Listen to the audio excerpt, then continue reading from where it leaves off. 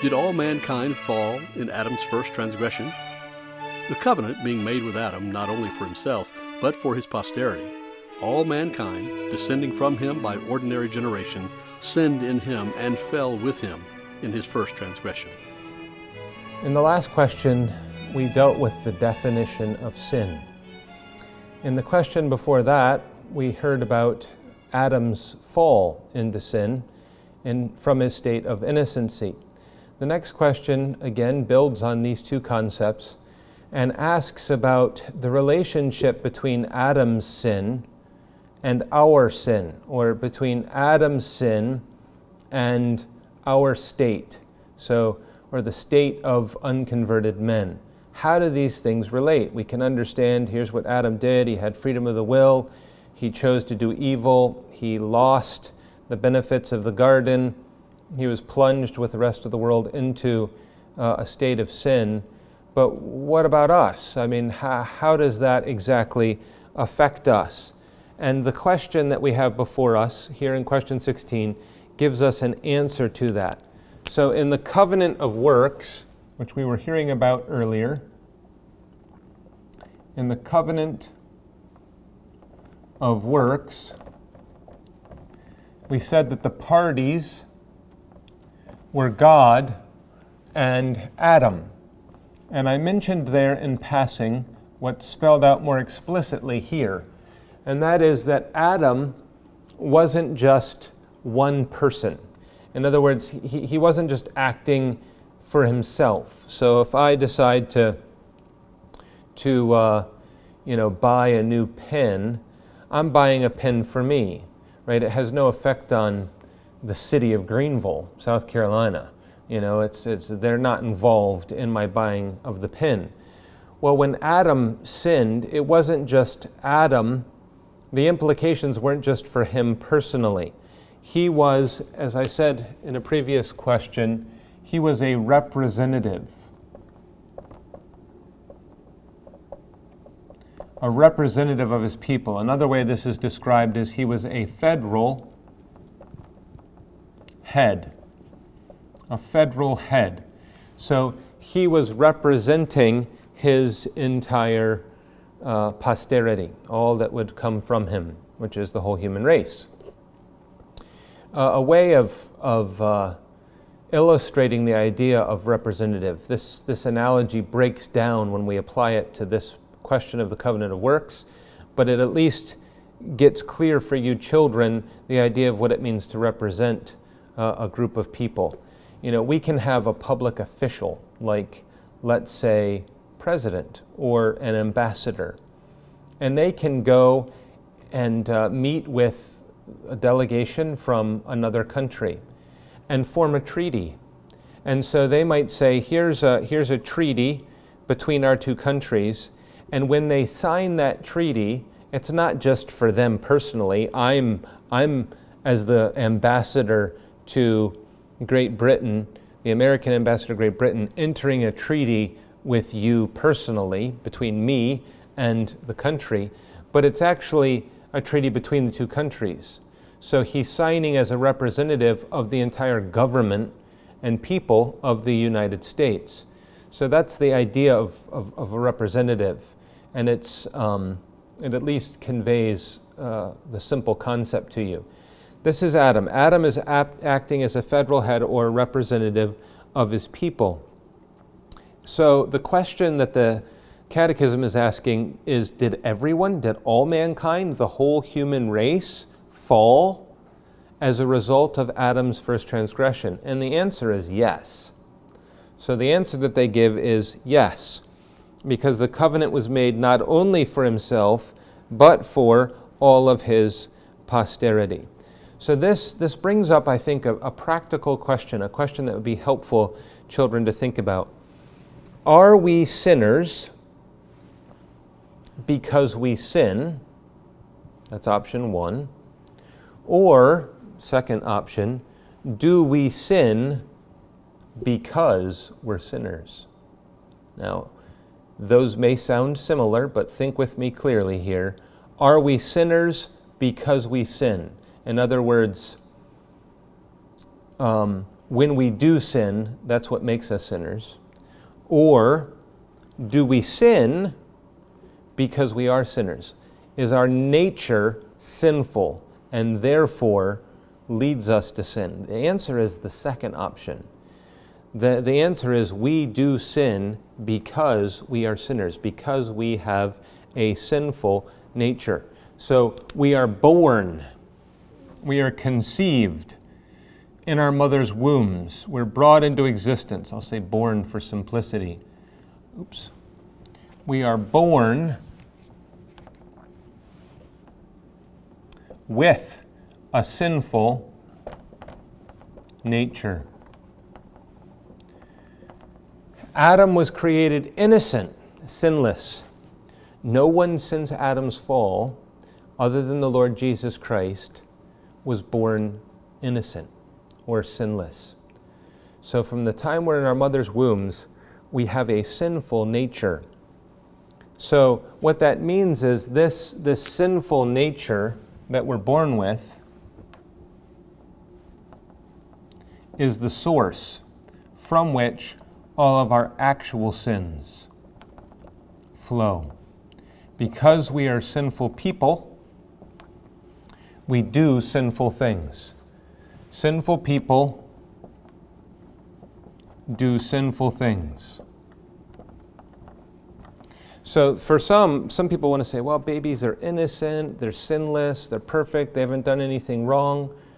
And it may be that they haven't talked back or stolen something yet or done some other sin in those terms, but they have a sinful nature within them. And that's why you can see even a newborn baby get beat red in the face and tense up and clench its little fists and arch its back and scream at the top of its lungs when it doesn't get what it wants. That's the actual sins are being manifest from that sinful nature. So it's helpful for us, first of all, to trace our actual sins back to our sinful heart, the sinful heart that we have within us. But the question is doing something more than that. It's tracing the sinful heart or nature that we have back to Adam. And it's saying all of this, our sins flow from our sinful nature or heart, which are all tied back to Adam's first sin as our representative. So the origin of our sinful estate can be traced back to the first sin of the first Adam. Now, the question comes, how? How is the guilt of Adam's first sin passed on to his posterity? How is the guilt of Adam's sin passed on to the whole human race? And God addresses this question in Romans chapter 5, verses 12 to 19. There are other places where it's addressed, but that's the big passage, the main passage where this question is being addressed. How is Adam's guilt as our representative passed on to his posterity? The answer, there's a theological word for the answer, and I'll tell you the word,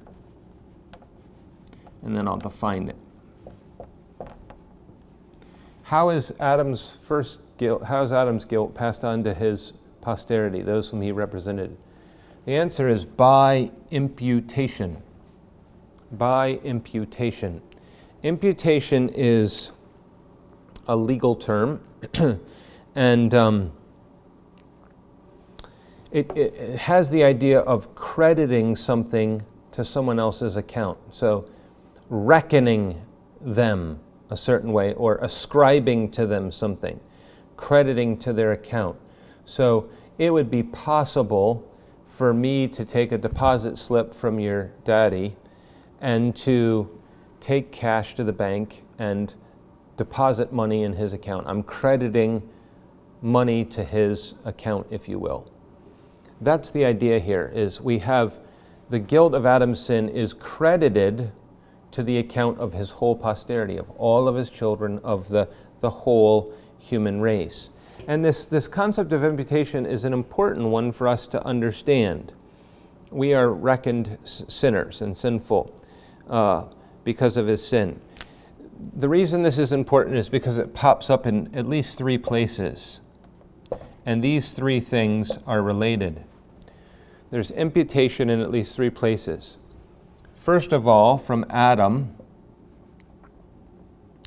to his posterity. That's what we're discussing in this question, right? This is, if you will, the problem.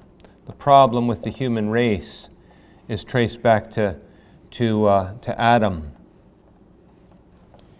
and the origin of sin in the world. But then the second 2 things address the provision that God has made for reversing this, for solving this problem. We are all born with a sinful nature. The guilt of Adam's sin is imputed to us. We're also born with a sinful nature, and we therefore commit actual sins, and that leaves us condemned. We're guilty of breaking God's laws, we saw in the last question, and we have to pay the penalty and punishment for breaking God's law, which is eternal damnation. So the Lord has a provision that he's made, and it's twofold. First of all, the sin of the elect is imputed to Christ. Now, Christ himself never sins. He's without sin. He doesn't do anything that is sinful, and he doesn't have a sinful nature. But the sin of God's people, the sin of the elect, is credited to the account of Christ.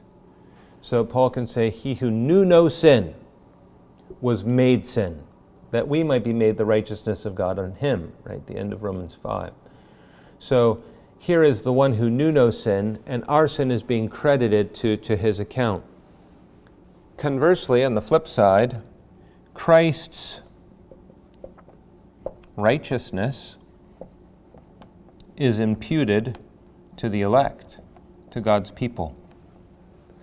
So Christ obeys the law, he keeps the demands of the law, he has a perfect record of righteousness. That perfect record of righteousness is then credited to the account of the elect. This is what we refer to as the doctrine of justification. We'll come to it. There's a question on it later on in the Catechism. But the point is that the Lord's people, though they are sinful, are clothed, if you will, with the righteous garments of Christ, and therefore made acceptable before God. They are the Father receives us into his presence as those who have been clothed with righteousness of Christ. We receive by faith this imputation of Christ's righteousness to us. And so the idea of imputation is important because all of these things are tied together. So think with me for a second. There are those who hear this doctrine, which the Bible teaches in Romans 5 and elsewhere, that the guilt of Adam's sin is imputed to his posterity. And people throw up their hands and they say, what? This is unfair. Adam does something and we have to suffer for it. We pay the consequences of it. He was our representative. We didn't have anything to do with it in and of ourselves. It's not fair. The reason that I've put these 3 things up is to show you, well, you don't want to go there. You don't want to say this is not fair, because the trickle-down effect would carry through below as well, wouldn't it? It's not fair that the elect, the sin of the elect, is imputed to Christ. It's not fair that as our representative, his righteousness is credited to us. In other words, when you start down that road, it leads to places you don't want to go. It would remove the possibility of salvation altogether.